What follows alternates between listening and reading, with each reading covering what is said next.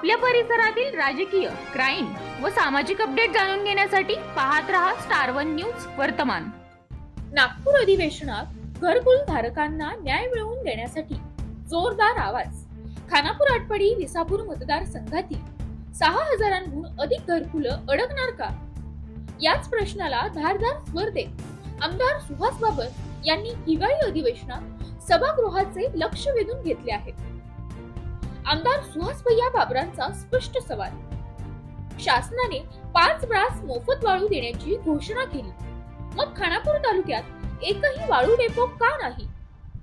आटपाडीत सुरू असलेल्या वाळू डेपोंना स्थानिकांचा तीव्र विरोध, तर खानापूरमध्ये डेपोच नाही आणि नदीच्या वाळूचा प्रश्न कायम।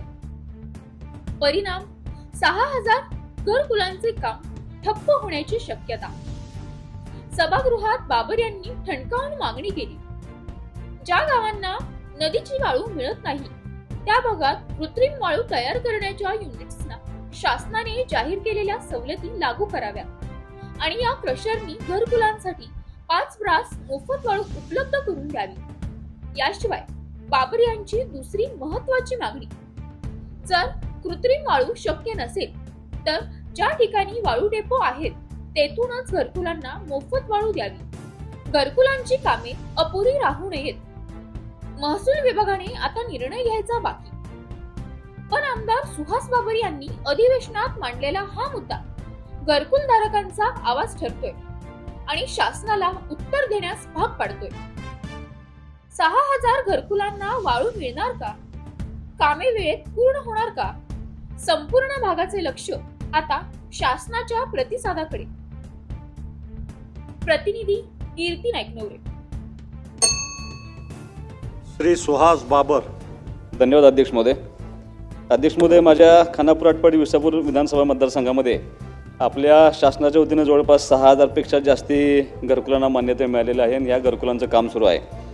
आपल्या शासनाच्या माध्यमातून या घरकुलांना 5 ब्रास मोफत वाळू देण्यासंदर्भामध्ये धोरण जाहीर झालं होतं, परंतु खानापूर तालुक्यामध्ये आत्तापर्यंत कुठलाही वाळूचा डेपो त्या ठिकाणी देण्यात आलेला नाही आणि आटपाडी तालुक्यामध्ये जे डेपो दिलेत त्या डेपोना तिथल्या स्थानिक लोकांचा खूप मोठा विरोध आहे आणि या निमित्तानं वाळू जर मिळाली नाही तर मग हे घरकुलं सगळी आपण राहण्याची शक्यता जास्त आहे। माझी तुम्हाला विनंती आहे की आता माननीय महसूल मंत्री साहेब या ठिकाणी उपस्थित आहेत, त्यांनी कृत्रिम वाळू तयार करणाऱ्या सगळ्या नव्या युनिट्सना आपण खूप मोठ्या सवलती साहेब जाहीर केलेत, तर अशा ठिकाणी ज्या ठिकाणी नदीची वाळू मिळत नाही अशा ठिकाणी ज्या कृत्रिम वाळूच्या प्रक्रिया करणाऱ्या सगळ्या क्रशरना आपण परवानगी दिली किंवा त्यांना सवलत देतोय, अशा कृत्रिम वाळूच्या तयार करणाऱ्या सगळ्या क्रशरनी या घरकुलांना 5 ब्रास वाळू मोफत देण्यासंदर्भामध्ये आपल्याकडून आदेश व्हावा, अथवा जर ते शक्य नसेल तर ज्या ठिकाणी डेपो आहेत अशा ठिकाणची कृत्रिम वाळू आपल्या त्या घरकुलांनी मिळावी आणि ही सगळी घरकुलं पूर्ण करण्यासंदर्भामध्ये आपल्यामार्फत त्याचा निर्णय व्हावा अशी मी औचित्याच्या मुद्द्यामार्फत शासनास विनंती करत आहे।